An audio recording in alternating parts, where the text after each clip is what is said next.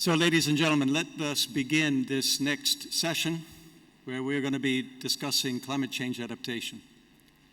Hopefully you've had a chance to have your coffee and ready to get into a new subject, certainly one that is of great interest and importance to us all. My name is Alan Fox, and I'm the Chief of Section for the UNDP's Independent Evaluation Office, and I head up our corporate thematic evaluation program. We're going to have a series of both presentations and also discussions during the session, and we will also provide time at the end for question and answer. To launch the session, and before introducing our panelists, allow me a few minutes to try to set the stage for our discussion.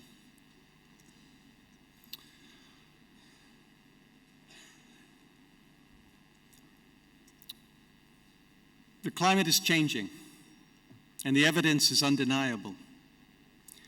At the UN Climate Summit in New York this last month, Secretary General Antonio Guterres opened the proceedings, noting that the years 2015 to 2019 were the 5 hottest years on record. As he so eloquently stated, the seas are rising and oceans are acidifying. Glaciers are melting and corals are bleaching. Droughts are spreading and wildfires are burning. Deserts are expanding and access to water is dwindling. Heat waves are scorching and natural disasters are multiplying. Storms everywhere are more intense, more frequent, and more deadly. He was unequivocal about the dangers and noted that the scientific consensus is unambiguous. We need to act now to cut greenhouse emissions by 45% by 2030, to reach carbon neutrality by 2050, and limit temperature rise to 1.5 degrees by the end of the century. Experts and we as evaluators have documented that countries and communities that anticipate and put in place measures to mitigate the risks of extreme weather events face less destruction and build back faster than those that don't. Yet we also know, especially over this past decade, that even countries with strong coping and adaptive capacities can struggle to deal effectively with the expanding nature of the hazards they face. At this conference, we are focusing on leaving no one behind, which is front and center also in the climate change adaptation space. The challenges to vulnerable developing countries are profound. Many struggle with fragile health systems, malnourished populations, haphazard land planning, poor infrastructure, and inadequate emergency response systems. We know that over 95% of the recorded deaths from natural disasters between 1985 and 2008 occurred in developing countries.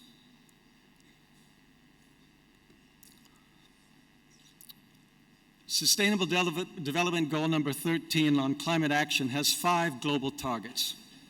And let me just briefly mention them so that we have them in our mind as we have this discussion. These are to, number 1, strengthen resilience and adaptive capacity to climate-related hazards and natural disasters in all countries. Number 2, to integrate climate change measures into national policies, strategies, and planning. To improve education, awareness raising, and human and institutional capacity on climate change mitigation, adaptation, impact reduction, and early warning. Also to implement the commitments undertaken by developed countries parties to the UN Framework Convention on Climate Change to a goal of mobilizing jointly $100 billion annually, starting in 2020, so next year, from all sources to address the needs of developing countries in the context of meaningful mitigation actions and transparency on implementation, and fully operationalize the Green Climate Fund through its capitalization as soon as possible. And then the 5th target is to promote mechanisms for raising capacity for effective climate change related planning and management in least developed countries and small island developing states, including focusing on women, youth, and local and marginalized communities. Now, these targets, as we know, dovetail with the 7 global targets and 4 priority actions written into the disaster risk reduction strategies of the Sendai framework, and they converge with the targets and actions set out in the UN Framework Convention on Climate Change. Indeed, and as many of you know from your government work, there's a thick blanket of national strategy and reporting expectations now in place for the international effort on climate. And they include national adaptation plans and nationally determined contributions under the Paris Climate Agreement, disaster risk reduction strategies under the Sendai framework, and national strategies, action plans, and voluntary national reporting under the 2030 Agenda. When the UNDP Independent Evaluation Office was putting together the agenda for this conference, I asked that we include a session on climate change adaptation. I did this for selfish reasons. I wanted to hear from the experts on the key issues at hand as we prepare to launch our own evaluation this next month, where we will be looking at the support that UNDP provides to over 130 countries to reduce disaster risk and improve climate resilience. UNDP is one of the most prominent global providers of assistance on climate change, especially through its long-standing role as an implementing agency for the Global Environment Facility and more recently the Green Climate Fund. As we begin the decade-long countdown to 2030, the Independent Evaluation Office of UNDP hopes to make an important contribution to the climate resilience effort by evaluating this past decade of UNDP support to governments on what we all know is a critical issue. And we are looking to find the sustainable impacts that these partnerships aim to achieve. We are pleased this morning to have a distinguished group of speakers and discussants for the session, providing their insights from the science and programming aspects of climate resilience and from evaluation perspectives. And we will hear from government officials and evaluators from 3 places that are acutely aware of climate-related natural disaster risk, that being in Zanzibar, Tanzania, Burkina Faso, and Japan. The process will be as follows. We will have 2 speakers give slide presentations, followed by reflections from the discussants, and then we will start a question and answer segment that also provides you an opportunity to ask questions from the floor. So without further ado, I'd like to introduce our first speaker, Mr. Dustin Shin. Dustin is Regional Climate Change Specialist at UNDP's Regional Hub for Arab States based in Amman. He works on a new project called SDG Climate Facility, Climate Action for Human Security.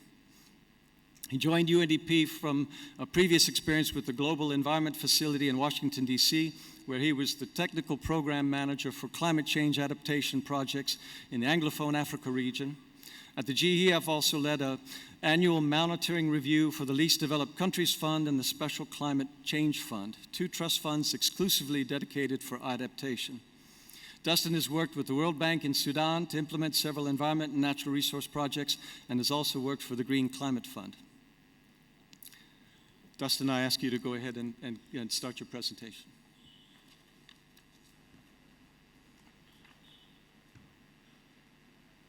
Thank you very much, Alan, for the kind introduction and the invitation. It really is my privilege to be here with you today and talk a little bit about this important topic. I will discuss both recent global initiatives and happenings related to climate change adaptation, as well as delve into the regional aspects, particularly the Arab states, and discuss a little bit our programming on climate change adaptation and resilience as it relates to UNDP. There you go. In terms of the global level, most notably the Global Commission on Adaptation has launched a report just last month. The UNDP administrator, Achim Steiner, is one of the commissioners of the Global Commission on Adaptation. And the aim of the GCA is to accelerate adaptation both by elevating the political visibility as well as by focusing on concrete solution approaches. The report as also Alan has already outlined, really builds off of the foundation that the case for climate change adaptation is clear. It is very clear, but the pace and the scale of adaptation are lacking far behind what is necessary. And so the report is centered around 3 revolutions that are necessary to achieve the change that is needed, including a revolution in understanding, a revolution in planning, and a revolution in finance. It also identifies a number of key systems, including food, the natural environment, water, cities, infrastructure, disaster risk management, and finance, in which these changes need to happen. But most importantly, and let me just focus on that a little bit, the Global Commission on Adaptation has launched a year of action driven by 8 action tracks between last month and next year, December, focusing on agriculture and food security, finance, cities, infrastructure, the natural environment, locally led action, water, and also disaster risk management. Each action track will lead to concrete changes and commitments from a variety of actors. For instance, the goal of the Food Security and Rural Livelihoods action track is that by 2030, 300 million small-scale agriculture producers would have enhanced their resilience to climate change, including climate shocks and extreme events, and increase household incomes, food security, and reverse ecological decline in line with multiple SDGs. Now, this sounds perhaps still a little theoretical, but I was involved in this work in my previous position at the Global Environment Facility, and what stuck out to me is really that GCA tries to push the boundary in terms of what adaptation means and what we need to do as a global community, perhaps, to come together to look at this in a very different way than what we were used to. And one of that is, for instance, on food security and agriculture. In some countries or areas, perhaps agriculture may really not be possible anymore in the way we are used to, and the climate change adaptation planning will have to take into account the regional level much more so than perhaps the national level in some of the affected countries. For instance, for food trading regulations, policy, and also private sector planning and strategy beyond just the national border, expanding also into regional trade and policy. Now, that report was launched just ahead of the UN Climate Change Action Summit convened by the UN Secretary General in New York last month, where UNDP supported co-chairs Egypt and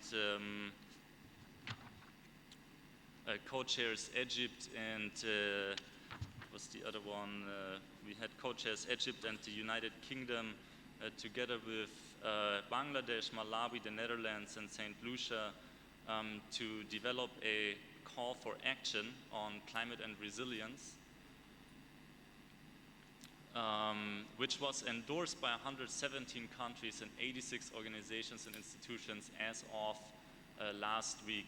Now, this global call for action, supported by UNDP, focuses on 3 pillars, including to act now to respond to the immediate climate impacts and to support the most vulnerable members of society, to build resilience futures by putting climate risk at the center of decision making, and to urgently increase the availability of adaptation and resilience finance. Now, that global call for adaptation, of course, did not stand on its own. It was underpinned by a number of initiatives that were selected by the UN Secretary General and profiled at the UN Climate Change Summit last month, including the African Adaptation Initiative, the Coalition for Climate Resilient Investment, the Global Commission on Adaptation Action Track on Agriculture and Food Security, which I mentioned, as well as the Injury Resilience Global Partnership that also launched some more initiatives which I will go into later. And those are just a few of the initiatives that UNDP was pleased to support in trying to galvanize momentum and really come up with concrete action that supports countries in enhancing their resilience. UNDP also launched its Global Climate Promise. The Climate Promise goal is clear. It's ambition, acceleration, and mobilization to support 100 countries to enhance their nationally determined contributions by 2020 with a demonstrated increase in ambition.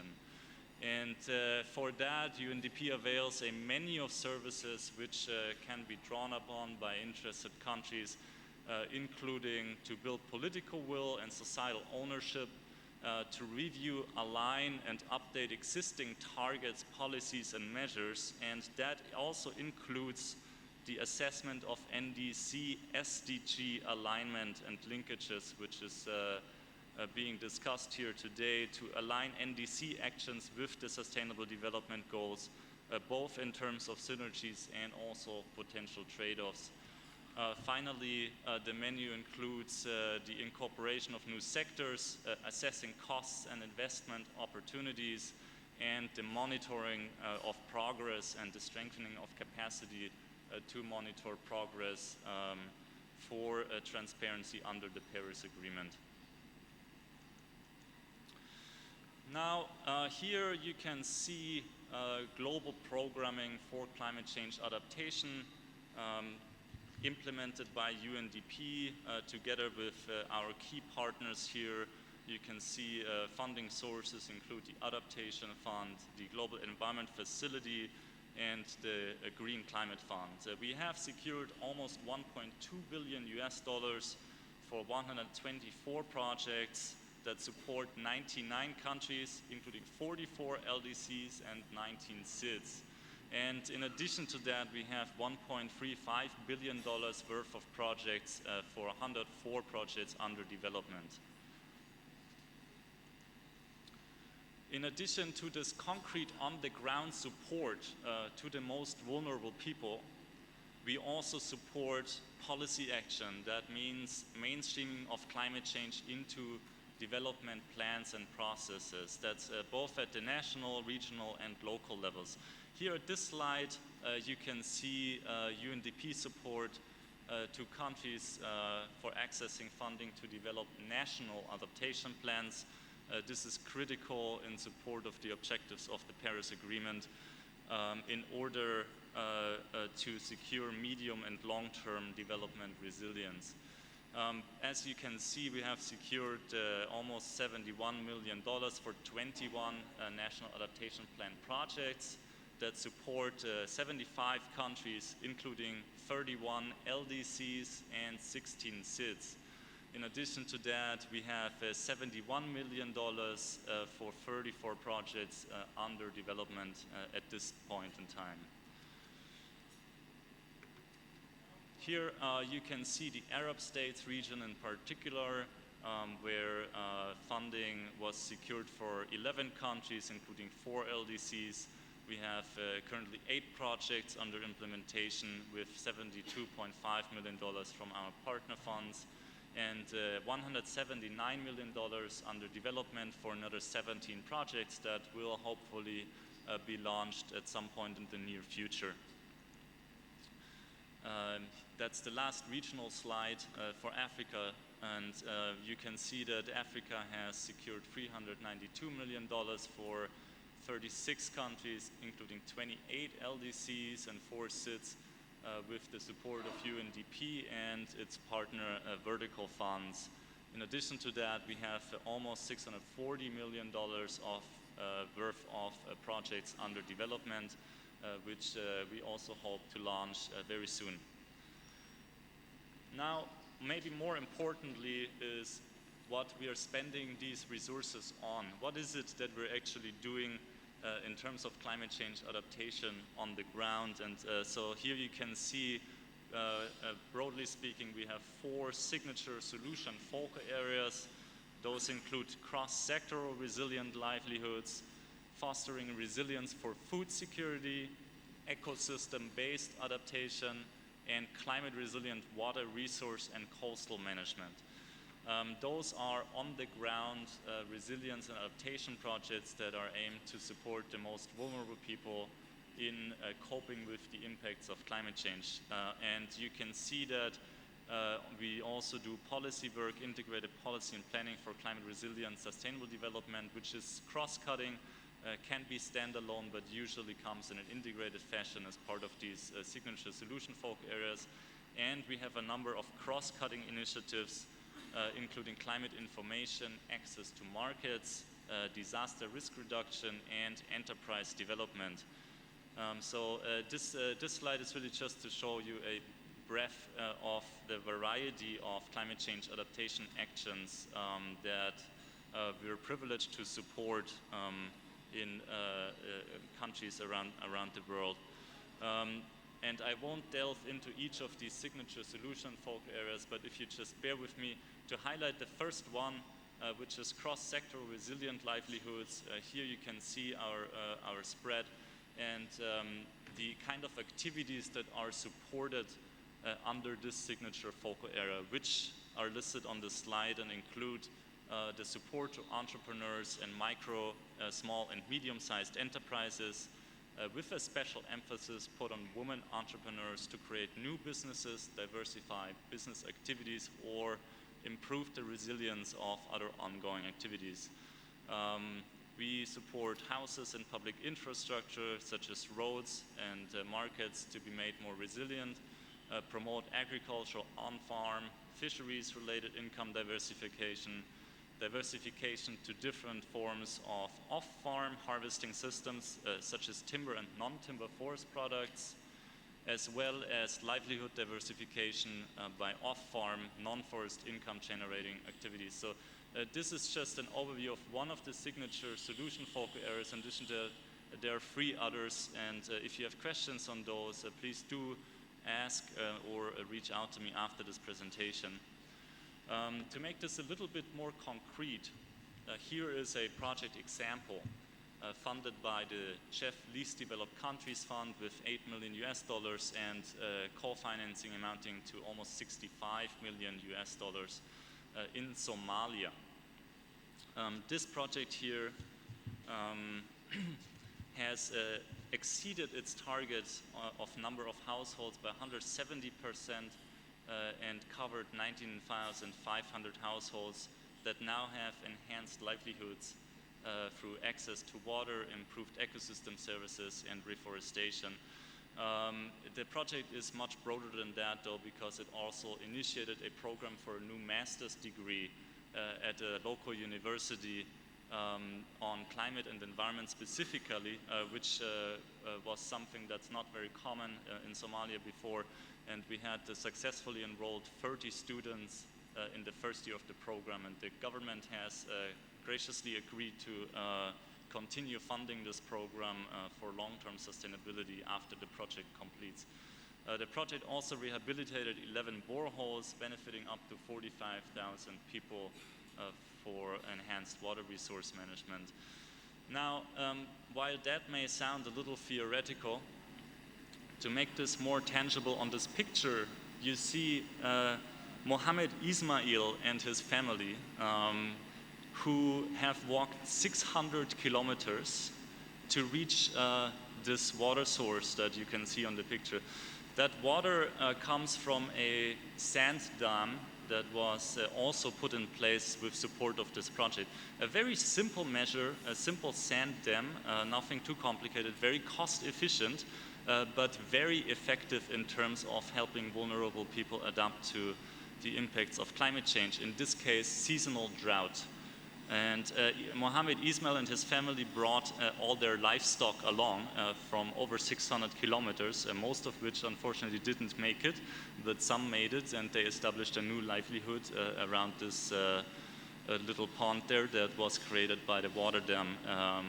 And water dam was put in place by the Ministry of Environment of Somalia together with the government of the Karkar region to help the families curb the effects of climate change as it relates to seasonal drought.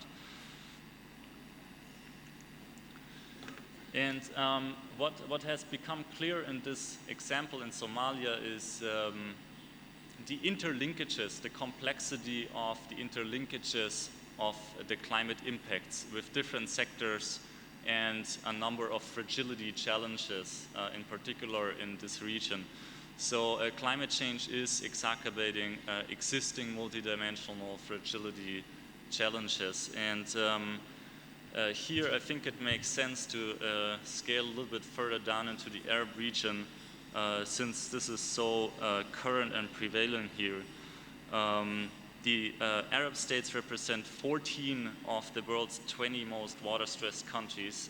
Current climate change projections also show that by 2025, water supply in the Arab region will be only 15% of levels in 1960. The region also has a 4% annual deforestation rate, largely due to charcoal production, and loses 23 hectares of land per minute to desertification. Between 2007 and 2017, the region saw one of its most severe drought cycles, triggering large internal displacement, social disruption, and instability, which is being taken advantage of by illegally armed groups such as Al-Shabaab, for example, who increasingly attract young people that are affected by drought-induced food insecurity and who have limited job prospects. But on the positive side, climate action can really help alleviate this situation, and if done in the right and smart way, help countries to prevent crises from emerging in the first place and assist communities to recover and build back better and more resilient in the long term. The project I'm working on personally, most of my time is also focusing on the Arab region and this particular nexus between climate security, climate action, and human security. It's a new project funded by Sweden for the moment with $7.3 million, and UNDP has co-financed with $600,000. This is a partnership led by UNDP, chaired by the League of Arab States, and working together as a multi-stakeholder partnership with the Arab Water Council, the World Food Programme, UNEP Finance Initiative, UN Habitat, and the United Nations Office for Disaster Risk Reduction. So it really represents a one UN approach and aims to look at this recently emerging and increasingly important topic of climate security in the region. It does that both on a regional level with policy support to mainstream climate change into crisis recovery and prevention, as well as through local resilience innovation grants that are aimed to bring out the most innovative solutions at the nexus of climate change and human security, which obviously has direct links and impacts to a number of other SDGs, which you can see on the slide as well. Hopefully we will be able to elucidate on the climate security nexus more successfully in the coming years as this project takes off, and then also have some practical examples of how solution approaches would look like at the local and national level thanks to the resilience grants under this project. The countries that are covered by the project include Egypt, Iraq, Yemen, Syria, Jordan, and Lebanon, more broadly speaking, as we are targeting the Syria crisis, as well as Palestine and Tunisia. So all of these countries are eligible for resilience grant under the facility in this current first phase.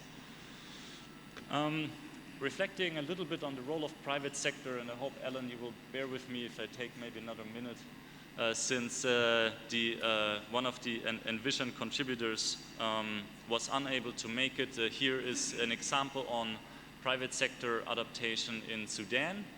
This is an insurance project supported also with the CHEF Least Developed Countries Fund and implemented by UNDP to develop, the slides just turned off, but the aim is to develop Sudan's very first weather index-based insurance scheme, including institutional and technical capacity for climate observation, forecasting, and also early warning. And with this project, we hope to cover 45,000 farmers and pastoralists with weather index-based insurance in Sudan, including by designing at least 3 microcredit flexible loan products which would come with the insurance products because most of the highly vulnerable smallholder farmers in Sudan are not actually able to afford an upfront payment, let's say, for a year of insurance coverage. So these kind of products have to come with the associated finance products as well. And so part of this project is to develop a microcredit flexible loan products that can be packaged together with the insurance. This project here, I think, depicts very well that the private sector is essential to tackle the impacts of climate change. Without insurance companies and perhaps reinsurance providers, a project like this wouldn't be successful in the long term beyond the duration of the project. And in this spirit, coming back to the UN Climate Change Summit, I'm also pleased to reflect on Injury Resilience Global Partnership, and this is my last slide, so if you could just bear with me for one more minute. The Injury Resilience Global Partnership was already existing, and UNDP was a partner as well, but at last month's Climate Summit, there were 2 new initiatives launched, and those are very much intended to catalyze the private sector to mobilize resources for climate change adaptation. The first of the 2 initiatives is for UNDP with funding by German BMC to work to drive inclusive insurance in some of the most vulnerable places in 7 countries from 2020 to 2023.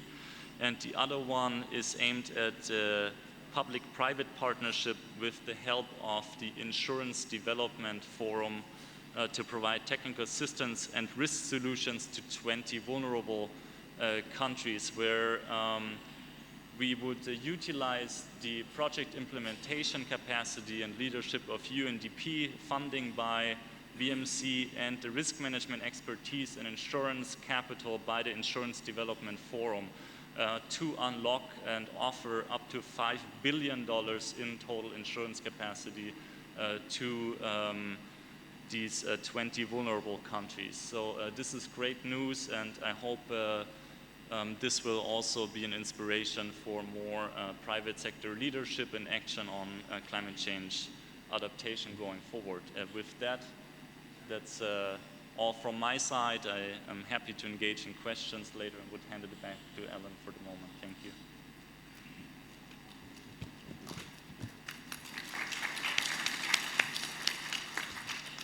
Thank you, Dustin.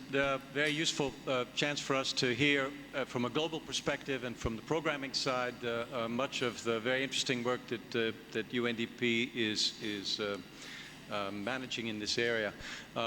Continuing in the global vein, I'd like to turn to our second speaker, who is Serdar Bayryyev. Serdar is an evaluation expert with more than 20 years of experience in development evaluation, results-based management, crisis prevention and recovery, governance, and public sector management. He's currently working for the Food and Agricultural Organization, before which he was a senior official in the government of Turkmenistan, leading development of national development plans and budgets. In addition to FAO, he's worked at UNDP, UNFPA, and the World Bank Group, leading design and conduct of corporate, country-level, and project evaluations.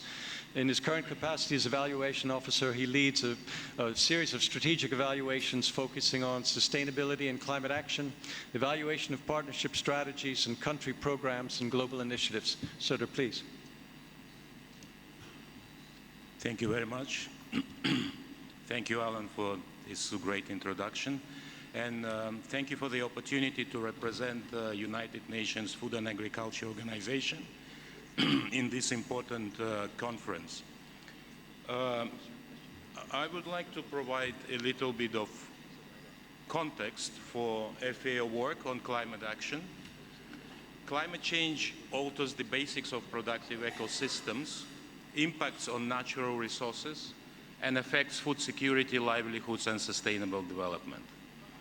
Agriculture and food systems are partly responsible for climate change.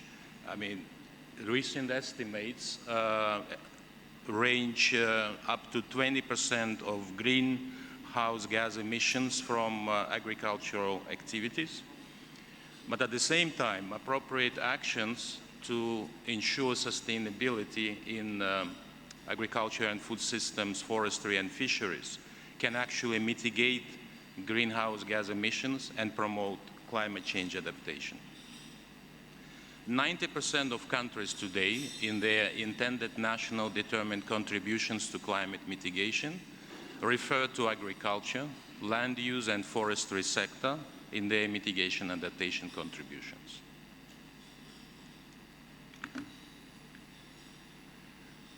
The FAO work goes across all the SDGs in different forms, in different shapes, and there are many interlinkages. FAO has recently adopted 20 interconnected actions to guide decision makers globally of how food and agriculture systems can be transformed to achieve the SDGs. These include actions to address climate change adaptation and mitigation.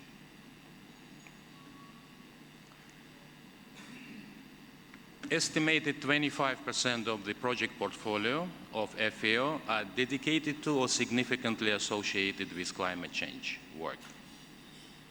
In 2015, the work on climate change was adopted as a cross-cutting theme in FAO strategic framework, which guides all the programming, advisory services, and other activities of FAO. In 2017, and actually in response to the major global evaluation of FAO's contribution to climate change adaptation and mitigation, FAO endorsed its corporate strategy on climate change, which today is essentially guiding the work of FAO on climate change across all its sectoral work.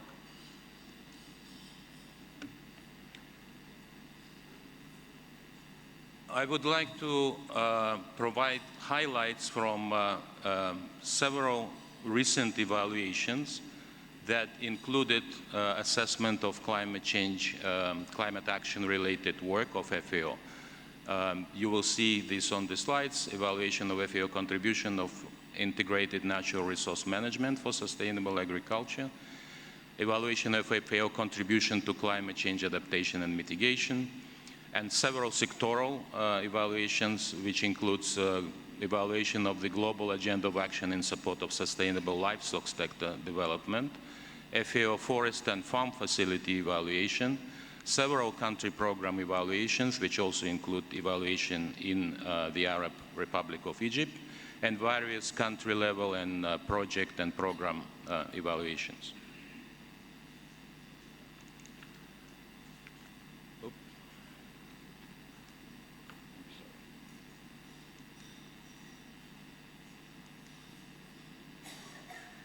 So what did we learn from these evaluations? Examples of key focus areas where FAO is promoting climate change adaptation is promotion and application of sustainable food and agriculture principles, generation of data in support of decision making towards sustainable production and natural resource management, use of integrated, multi-sectoral and transboundary approaches, ecosystem-based approaches, which are across the key sectors where FAO works, crops production, livestock, fisheries and aquaculture, forestries, climate-smart agriculture and conservation agriculture. And we also note examples of key challenges in promoting sustainability and climate change adaptation. Slow adoption of new innovative approaches, limited sustainability of those and scaling up, issues of trade-offs, and I will cover it a bit in more detail in next slides, and the need for better adaptation to local context and priorities. FAO contributes globally to public discourse and policy discourse on sustainable production issues. And this includes, I give you just a few examples of different commissions and platforms that are dedicated to promote such policy discourse. Commission on Genetic Resources for Food and Agriculture, Global Agenda for Sustainable Livestock, Global Alliance for Climate-Smart Agriculture, Biodiversity Mainstreaming Platform, Collaborative Partnership on Forests, Global Framework on Water Scarcity, various contributions to UN Framework for Climate Change, policy dialogues on the role of food agriculture towards climate action and the Paris Agreement, and global conferences such as Symposium on Agroecology for Food Security and Nutrition and other thematic conferences and events.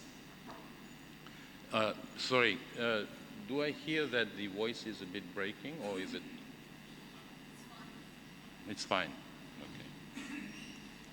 Thank you. FAO also supports generation of data globally and at country levels in support of decision-making for sustainable production and resource management.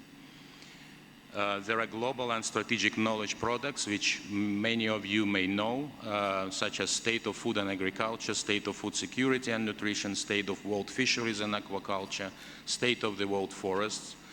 FAO statistical databases, such as FAO-Stat, are recognized as authoritative sources for information on agricultural statistics, forestry statistics, and fishery statistics, which are used for public decision-making.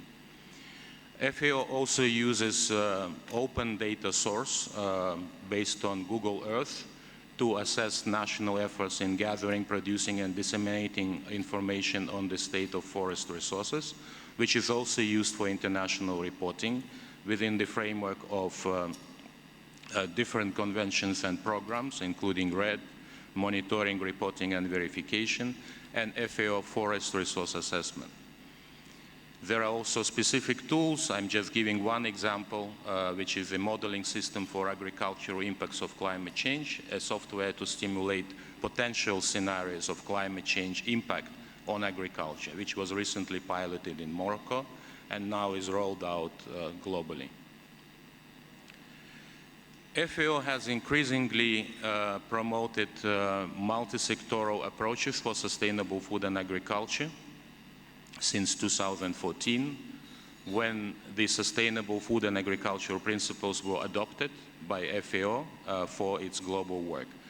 To give you an idea of what these principles are, the first one is that efficiency in the use of natural resources is essential to achieve sustainability. Sustainability requires direct action to protect and preserve natural resources and ecosystems. Agriculture that fails to protect livelihoods is considered to be unsustainable. Enhance resilience of people, communities, and ecosystems is essential in sustainability work.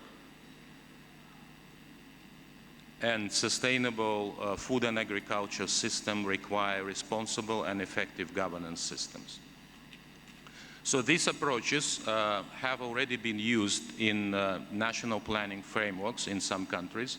Bangladesh, Morocco, and Rwanda were the key pilot countries, which then adopted these SFA principles for their planning and implementation work. These approaches are proposed as potential solutions to address the complexity of economic and social and environmental problems behind food insecurity, hunger, poverty, land degradation, loss of biodiversity, and climate change. FAO ability to access climate change-related funding, including, for example, Global Environmental Facility, contributed to its role as facilitator of cross-sectoral policy discussions globally and in various countries.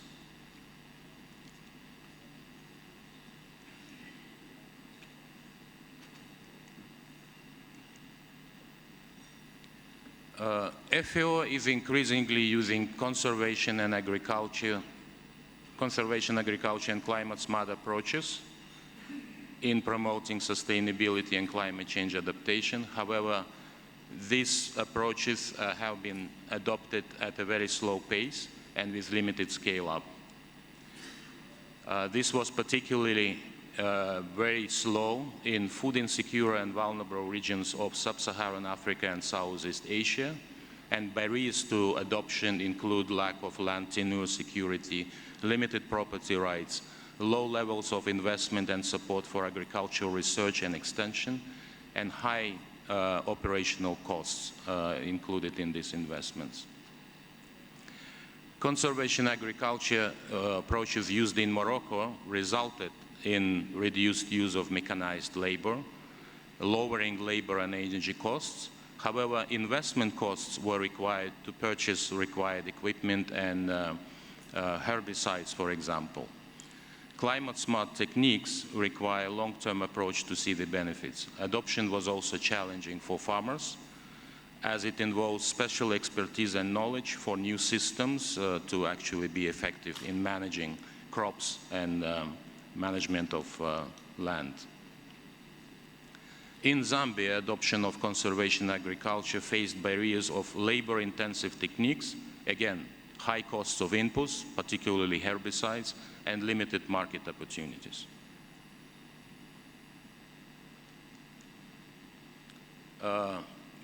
Examples of FAO work in forestry and land management, sustainable forest and land management. As a member of the Global Partnership on Forest and Landscape Restoration, FAO plays increasingly active role in supporting global forest and land restoration work, particularly focusing on poorest and highly vulnerable countries. Integrated landscape and forest restoration approaches have effectively generated multiple local and global benefits in some countries. One example is the Transboundary Agroecosystem Management Program for the Kagera River Basin in Africa. In Lebanon, FAO contributed to climate resilience of vulnerable forest ecosystems and at the same promoted resilience of livelihoods of rural communities through different approaches, including reforestation, sustainable forest management, ecotourism. In Gambia, FAO Forest and Farm Facility played advocacy role in the government's decision on the transfer of forest tenure to local communities, essentially leading to their improved use and management of forest resources and participation in value chain development processes. In Guatemala, this facility was successful in facilitating development of forest law, providing incentives for forest and landscape restoration to smallholders, indigenous people, community forest, and private sector. A few words on livestock sustainability. There is a large program which is part of the framework of Global Agenda for Sustainable Livestock.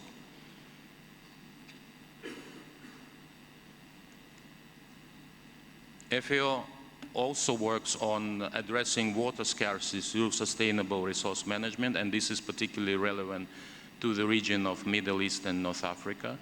In Egypt, Water Scarcity Initiative promoted multidisciplinary approaches, bringing together ministries of agriculture, water, and environment to identify and streamline policies and innovative, cost-effective practices in water management. We promoted also piloting of solar energy for water management and irrigation. In Yemen, climate-smart cropping practices were relevant to farmers, and in Morocco, water harvesting was embedded in the strategy that addressed control of erosion and water management in a sustainable manner. What was interesting to find throughout all of these evaluations that trade-offs are inherent to the sustainable development, and essentially these trade-offs occur across all sustainability dimensions, economic, environmental, and social. Just an example, there are countries that focus on intensification, commercialization of agriculture, while sustainable approaches are being promoted but not prioritized. Same goes for biodiversity, where agricultural expansion is actually confronted with the needs and priorities for forest protection, etc., etc. We could discuss it in more details through questions and answer session. And perhaps finally, one of the findings is on engagement with private sector on climate change related work. Across all evaluations, we found that these partnerships were generally limited in scope, coverage, and magnitude, and limitations were essentially due to bureaucratic procedures and risk management that may not have taken into consideration the priorities of the private sector. However, some promising examples are there, with IKEA in forest management, with Google in assessing changes in global land and forest resources, and with many other different private sector companies on climate-smart livestock production, crop production, or promoting of different sustainable farming principles. With this, I will probably end this presentation, and I will be happy to answer any questions related to this. Thank you.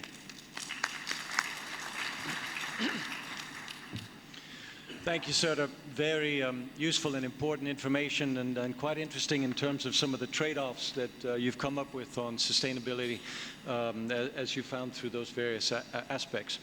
Now, in interest of time to continue to move along, we'd like to shift gears a bit and turn to our to my right, to the rest of our panel, excuse me, who will be providing some of their own reflections on this topic.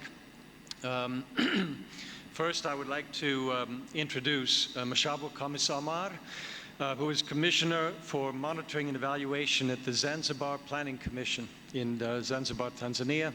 She's responsible for monitoring and evaluation of the Zanzibar development programs and projects, including the Zanzibar Annual Development Plans, the midterm strategy, that is the Zanzibar Strategy for Growth and Poverty Reduction, and the long-term strategy, the Zanzibar Development Vision 2020. She's also responsible for the monitoring and evaluation of other regional and international strategies, namely the African Agenda 2060 and Agenda 2030. She led a team that prepared the SDG Voluntary National Report for Zanzibar, which was part of the United Republic of Tanzania's national report that was presented to the high-level political forum held in New York this year. Currently, she's leading a technical team for the evaluation of the Zanzibar Vision 2020, and before joining the Planning Commission, she worked with the Office of the Chief Government Statistician in Zanzibar for 19 years with different posts. Mashaba, your background and position are ideally suited to this discussion on climate resilience. Please give us some of your perspectives in terms of the challenges faced by Zanzibar due to climate change, and it'd be also interesting to hear how the Planning Commission has taken climate issues into account in the SDG VNR reporting and Zanzibar Vision 2020. Also, recognizing your statistics background, perhaps you might mention some of the data challenges we continue to face as we evaluate the results and impacts of actions taken to adapt to changing weather conditions. Mashaba, please. Thank you. Thank you, moderator. Thank you, participants. And also thank you, IOU, for letting me be part of this conversation and this presentation. First of all, I just want to say that climate change is a global phenomenon, and it's included in the Agenda 2030, global goal number 13, the climate change. And it's also been recognized by all the government. In our strategies, Zanzibar strategy for growth of poverty, first of all, we have mainstream all the SDG agenda in our all national agendas. And on our key result area for the Zanzibar strategy for growth, we have a special key result area D, which is talking about environmental sustainability and climate resilience. So as we have mentioned, recently we have doing the VNR report, and one of the agenda this year, it was Agenda 13, and we have come along with a lot of issues that have been discussed and have been happening in Zanzibar. Just to mention, Zanzibar is an island part of Tanzania. Tanzania has two parts, mainland and Zanzibar. Zanzibar is two islands, so it is most vulnerable and suffer threats posed by climate change. In recent decades, Zanzibar is experiencing rising temperatures, increased rainfall variability, high wind speed, and excessive high tide levels, and increased extreme event of climate variability, which led to various effects, including droughts, floods, that have major socioeconomic impacts in the country development and appear to be recurring and intensifying as we go along. In 2011, we undertake a study, economic of climate change in Zanzibar.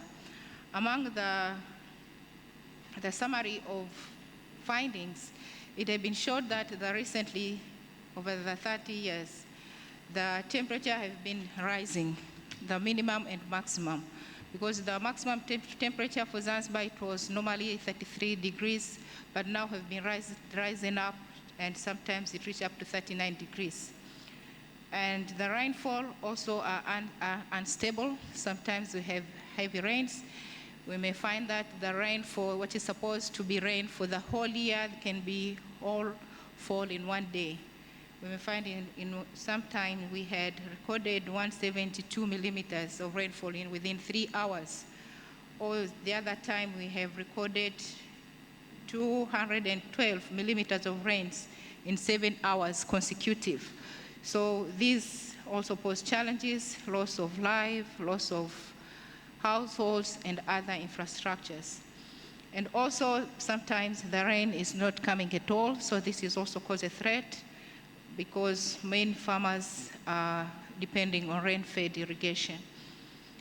As it comes to the increasing wind speed, also the study also saw that the wind speed has been increasing, and now the speed of wind exceeding 10 knots, which is not experienced in the past. So this caused a strong, the change, increasing wave activity associated with coastal erosion, especially in the shores which lack natural protection. So all these cause a threat in the climate change and the livelihood of the people of Zanzibar, which mainly now cause the intrusion of salt water, leading to intrusion of low-lying agricultural land, making the land that was used for agriculture activity that not suitable for that. Even some households now have been perished, so now people have to be moved out in other places. And also the contamination of drinking water, which used to be normal water, now they have become salt water, so they're not suitable for use. And increasing the sea surface temperature, especially in the shallow water. This caused to the coral bleaching of Zanzibar reefs and the decline in the production of seaweed. Seaweed in Zanzibar, there are a lot of farmers that produce seaweed. Seaweed is grown in the sea water, but they don't have, most of them are women, and they cannot afford to go to the higher level of water. So they just grow the seaweed in the shallow water. But now the sea surface temperature increase, it caused now the seaweed cannot be grown properly because the temperature is high. It has a specific temperature range that the seaweed can grow.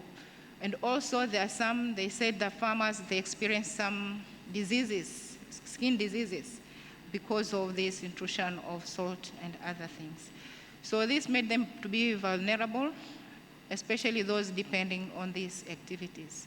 And even the fishermen now, because most of them, they are small fishers, they also depend on shallow water, so now due depression of coral reef, now they cannot go for fishing or they cannot have a lot of catches because of this. But what are our initiatives? As the previous presenters have said, a lot of initiatives as a global have been initiated. As Zanzibar, we also received some of these. First of all, as I mentioned, that the study we have conducted, the economy of climate change, this was done by Department for International Development, DFID of UK, and was led by Global Climate Adaptation Partnership. So the study, as it said, it has a lot of findings that helped us to develop the climate change strategies and climate change action plan, and this is also as a result of national adaptation plan initiatives. And the study and the national adaptation initiatives, it helped us to review our national environmental policy, that we had a policy that was enacted in 1992, but it had no climate change issues. So we enacted the new policy in 2013, which led to development of new act, which also include the climate change issues. And one of the issues that was developed, that the climate change issue, it has climate change issue governance framework and coordination among stakeholder institutions. So one of the saying of this act is that the climate change should be coordinated at the central level. So in Tanzania, the environmental issue are under Vice President's office. In Tanzania mainland, it's under Vice President office, and in Zanzibar also under Second Vice President office. So also these are the people who coordinate all the government activities. And under that, the department and the Zanzibar Environmental Management Authority, and from that also there are they also have been developed a technical and steering committee, which has members from different sectors. And also this, the act also said that every ministry responsible for environment, they need to have an environment unit in order to ensure that the environment issues are taken on board on every activity that have been done.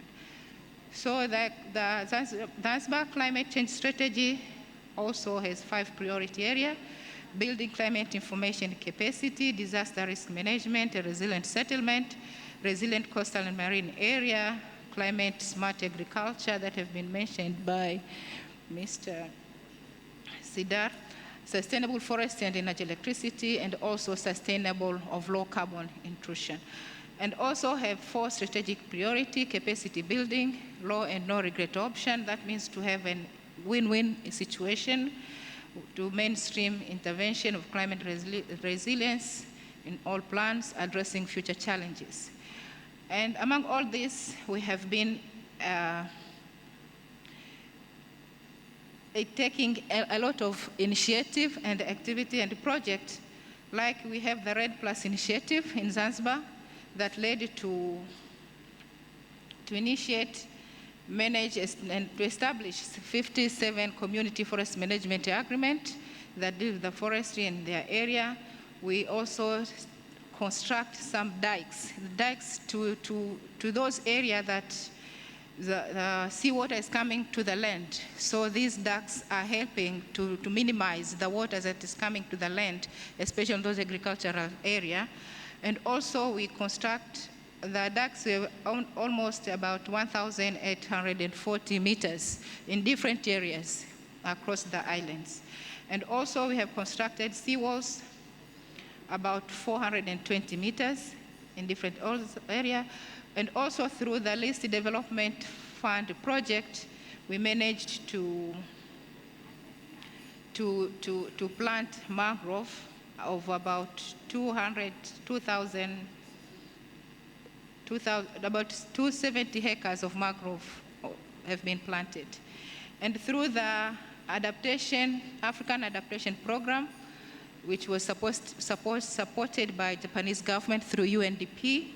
We had a project that managed to have salt water, because in Nungwi, in that area, there was salt water intrusion in the wells. So the project helped to have the well, new well,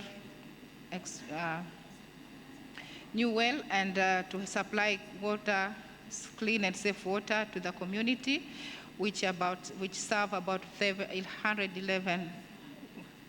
11,000 people, that with clean, safe water. And through the environment, UNDP, Environment Climate Change Project, in Zanzibar, we have managed to develop the climate change strategies to plant 250,000 mangrove trees, which is equivalent to about 100 acres in different places. We have 6 communities supported for improving water infrastructure for irrigation and fish farming in the local community, and also construction of beehives. So for this, mostly to the area that dependent on forest. So in order to not for them to deforest, to destroy the forest, the project have given them capacity to start to the beehives project, so that they shift from forest deforestation, at least to production of bee honey and works to increase their income. So a lot have been done, but still we need to do more. And among those, we also some measure that government has taken, first to make it climate change as a national agenda, and to everyone to be sure that is taking part, including community. We also will have improved the effective early warning information. With the government established Commission for Disaster Management. This ensures communication and dissemination of information is effective and reliable, and establishing early warning system. That will help the farmers, fishermen, and community to be at risk. And also, capacity have been strengthened to Tanzania Meteorological Authority to give meteorological data in timely basis, at least to warn people, today's a wind, so they won't go to fishing, or there's a warning that this season will be heavy rains, so people will be moved to those disaster areas on timely basis. And also to institutionalize capacity building on climate change coordination and mainstreaming in all sectors, to enable seaweed farmers now, especially majority, to try to move to higher level water. Though this is a challenge because most of these farmers are women at older age. So to go to there, they need to take this canoe. So some of them they cannot afford. So it's still a challenge. The government have been mobilizing people, but still is a challenge. And also to do evaluation in the affected area. Now about 20 areas have been identified, the area have been digitalized, and the report showed how the impact causes and the livelihood activities to those areas. But the challenge is still there, the capacity gap we have for practitioners as well as community, and that have low adaptive capacity knowledge, and technology transfer, to make use of technology to minimize the risk. I think it's okay for that all. But apart of all, I want to ask Mr. Serdar.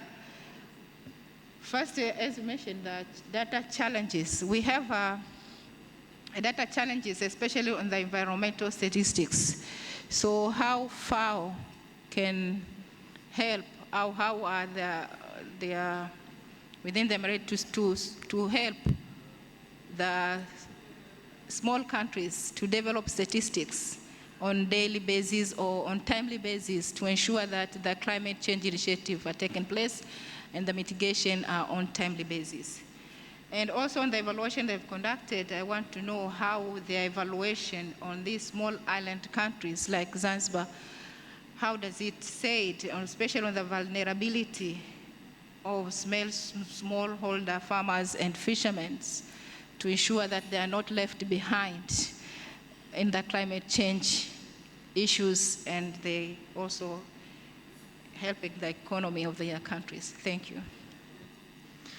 Mashabu, thank you very much.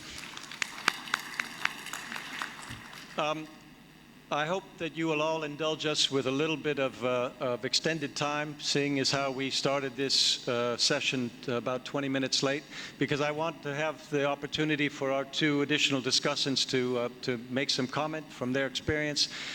We'll see how much time at the end we have for questions, but please, if you'll allow us, we'll move through the second two, and I'll ask my two colleagues to try to be as brief as they can in terms of presenting their information. Please, now let me turn to Zainabu Segda. She is an economist and gender and climate change specialist with over a dozen years of experience on climate issues, but also not only in the national or on the field level, but also at the international level. She is the Green Climate Fund Gender Monitor for Francophone Africa. She is a coordinator of the Women's Environmental Program of Burkina, which is an NGO that promotes and protects the environment and pays attention to women and youth through advocacy for the recognition of the differentiated impacts of climate change on women and men for the adequate response measures.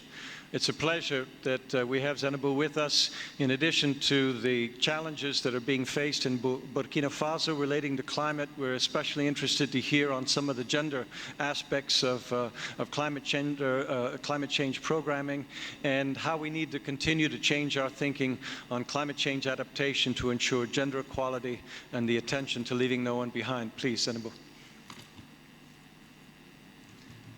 Thank you, Alan. Moderator. Thank you, participants. Please have your headset because I will shift to French. I'm more comfortable in French, and I will be talking as a civil society representative, and and focusing in Burkina Faso, but and my experience, and finally asking some question on trying to challenge the présenteurs. Merci, chers présentateurs. Donc, alors, je vais rapidement un peu parler du Burkina Faso, de mon pays, et qui est bien sûr un pays africain, d'abord très vulnérable face au changement climatique, et pays donc situé au cœur du Sahel et qui connaît des problèmes liés au changement climatique, des problèmes récurrents comme des sécheresses et des inondations. Ce sont les principaux problèmes auxquels nous sommes confrontés et dont nous devons nous adapter assez souvent. Et donc, ce que je peux dire, c'est que notre pays, le gouvernement, en tout cas, a signé beaucoup de conventions et met en œuvre donc toutes les 3 conventions liées donc au climat, à la biodiversité, à la désertification. Nous avons un Conseil national donc du développement durable qui essaie de mettre en œuvre donc des politiques et programmes liés au changement climatique. Ce que je peux dire donc par rapport aux efforts qui sont faits, aux actions concrètes qui sont faites, donc en termes donc de soutenir les communautés et les écosystèmes pour s'adapter au changement climatique, c'est beaucoup des efforts de subvention des agriculteurs, des producteurs à travers donc des subventions des semences et d'outils de travail. Mais ça reste difficile car l'adaptation coûte énormément cher et n'arrive pas assez souvent à temps pour les producteurs. Mais aussi, il y a toujours aussi, les semences ne sont souvent pas bien dirigées. C'est ce que les évaluations, en tout cas, ont montré sur le terrain. Et donc, n'arrivent pas assez souvent aux personnes les plus vulnérables et les plus nécessiteuses. Et donc, il y a des gros efforts à faire donc, à ce niveau-là.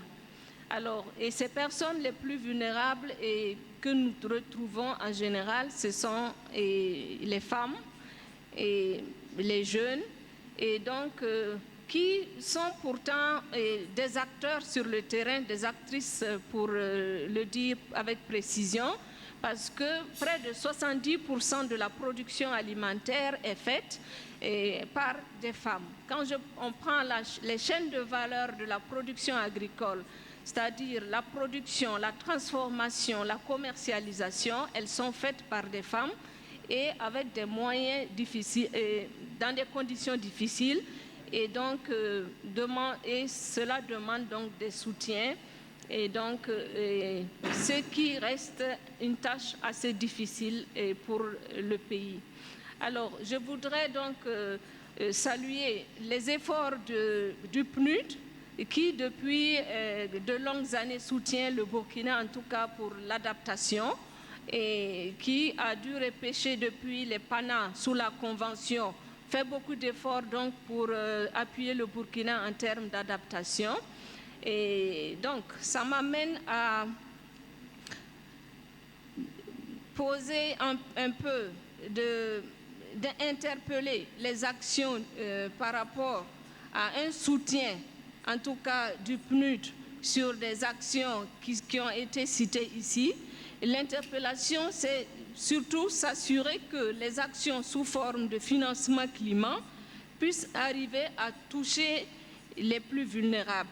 On a vu par exemple qu'il y a des prêts flexibles, mais alors la question c'est comment faire emprunter de l'argent par des gens qui sont déjà vulnérables pour s'adapter au changement climatique. Ça reste un gros défi et la question c'est comment les évaluations arrivent à voir si cela ne rend pas les gens plus vulnérables. Faire emprunter de l'argent à des personnes vulnérables pour s'adapter au changement climatique. Rappelons-nous que les changements climatiques, nous, pays, sommes vraiment victimes des changements climatiques, qu'il y a des gens qui sont censés payer pour que nous puissions nous adapter au changement climatique. Ce ne serait pas bien vu que nous puissions nous emprunter de l'argent donc, pour nous adapter au changement climatique. Ce qui est vu sur le terrain, c'est que ces formes de prêts amènent souvent les personnes à devenir plus vulnérables parce qu'ils restent endettés. Donc, c'est pouvoir revoir ces conditions de financement, en tout cas de l'adaptation au niveau de ces pays-là, et aller au-delà donc des activités qui sont prévues ici pour toucher les plus vulnérables. Est-ce qu'on ne va pas faire créer beaucoup plus d'activités vertes, entre griffes, au lieu de se limiter à ceux qui sont déjà sur des activités? Créer beaucoup d'infrastructures parce que le problème de nos pays, c'est vraiment des problèmes de retenue d'eau, des services de base, des protections, faire en tout cas de la protection sociale, restaurer nos terres qui sont dégradées, c'est très important, et créer plus de jobs. Donc, l'adaptation coûte vraiment très cher et les finances publiques et les dons devraient plutôt intervenir pour pouvoir solutionner ce problème d'adaptation. C'est le défi l'interpellation que je fais au PNUD pour en tout cas mieux faire sur la question et surtout s'attaquer aux femmes qui sont en tout cas des actrices très pauvres mais qui travaillent beaucoup sur le terrain. Alors, je vais passer directement à une question par rapport à M. Serdar de la FAO et pour parler donc des évaluations que la FAO fait. Alors, et poser la question à savoir si à travers la SFA, Sustainable Food and Agriculture, est-ce que cela prend en compte l'empreinte carbone.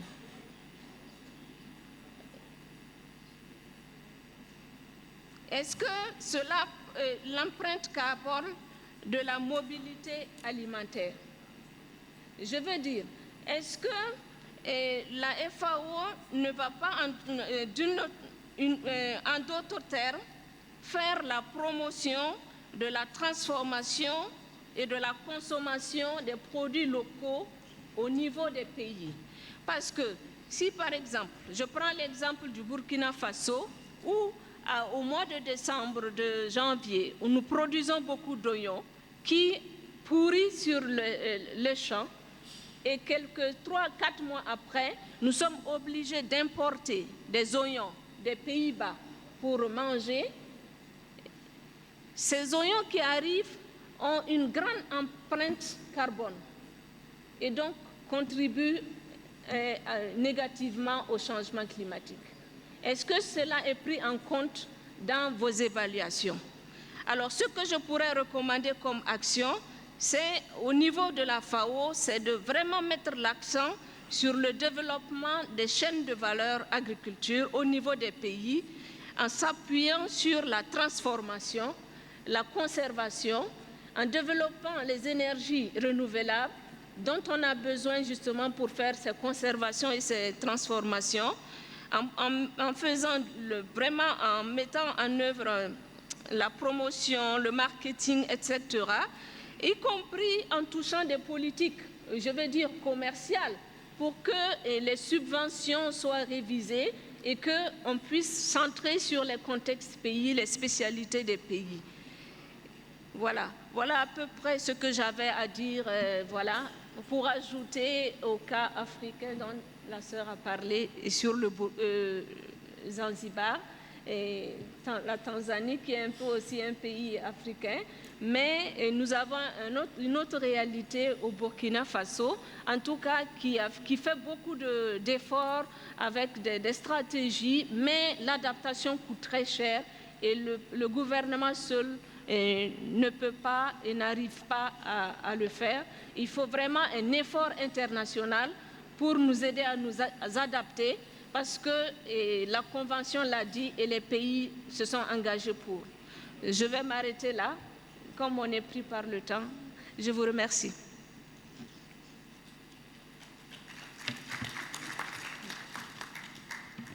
Zenabu, thank you very much for the challenge that you set out. And of course, we're going to ask Serdar in just a moment to respond to the question that you raised. Let me turn to our last discussant, and that is Keiichi Moraka. Keiichi is director of the ODA evaluation in the Ministry's Secretariat, Ministry of Foreign Affairs in Japan. He manages Japan's ODA policy and program evaluations. Before assuming this post, he had managed the JICA project evaluation work as Director General of Evaluation. His recent evaluation works include the evaluation of Japan's initiative for disaster risk reduction through ODA, the joint evaluation of disaster risk reduction and management with the Philippine government, and compilation of knowledge from evaluation learning on disaster risk reduction project evaluations at JICA. Keiichi, it's indeed a pleasure to have you with us. As we all know, Japan is a global leader in the disaster risk reduction and recovery support arena. Your capacity at the Ministry for Foreign Affairs and before at JICA has put you into the evaluation of some of your government's most important programming on this issue. We would really appreciate you to provide us some of the perspectives that you come with from this work, including key lessons for developing countries to better prepare for and recover from natural disasters. Keiichi, please. Thank you, Alan. I should be brief because we are running out of time, but I'd like to start expressing my appreciation to invite me to this prestigious meeting by the Egyptian government and UNDP and co-sponsor. And I can't start my presentation or intervention without expressing our deep appreciation extended to the victim of the Typhoon Hargis. It hit 2 weeks ago in northern and central part of Japan, and we have 90 lost loss of the people, and the damage is too big to fathom, and we are expecting another time it's coming to Japan next week. Anyway, Japan is such a national disaster risk-prone country, so the disaster risk management and reduction is one of the priority area of Japanese development cooperation. Japan hosted the third UN conference of disaster risk reduction in Sendai in 2015, where Sendai framework of action was adopted. In order to prepare the Japanese input for the conference, my office conducted policy level evaluation of Japanese official development assistance in the field of disaster risk reduction in 10 years.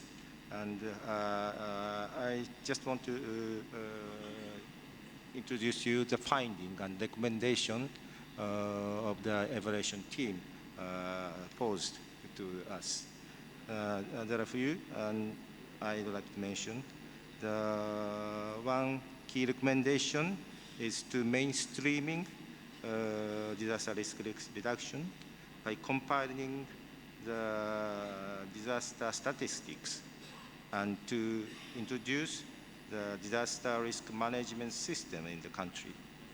The second recommendation is to strengthen strategic utilization of the soft component of the ODA assistance, which means not only providing the loan and grant to build infrastructure or provide equipment, but also the capacity development, capacity building of the partner countries are most important. And third recommendation is partnership.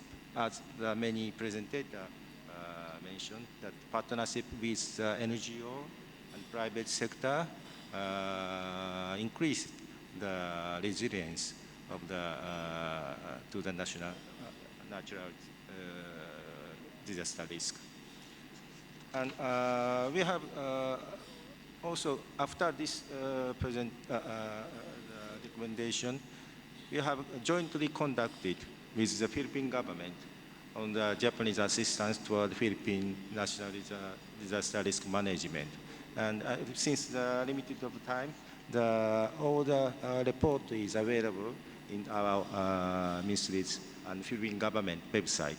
So if you have some interest on what is going on in the program level, please refer to that evaluation report. But lastly, but not least, as I was DG of the JICA evaluation department, you know that what the JICA is doing in your own each country, and JICA conduct more than 100 of projects in the field of the natural disaster risk management, as well as watershed management and forestry management. And one of the JICA made some meta-analysis of the evaluation of the JICA's collaboration in those fields. And one of the key findings, I think this is to the pertinent in today's discussion, to left no one behind. The most important thing is to get the local community involved by the way of the education, information, and communication with all stakeholders. So I'd like to pose my question to the presenter. What kind of method is available in each function to support the local community and people in the vulnerable situation? Thank you very much.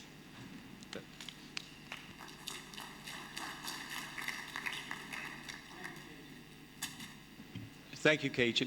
Now, before we finish up, there was an opportunity, I think. Zanabu had asked a good provocative question for Serdar in terms of considering some of the carbon issues and their impacts on farming. And so I'd ask him to make a brief comment to that.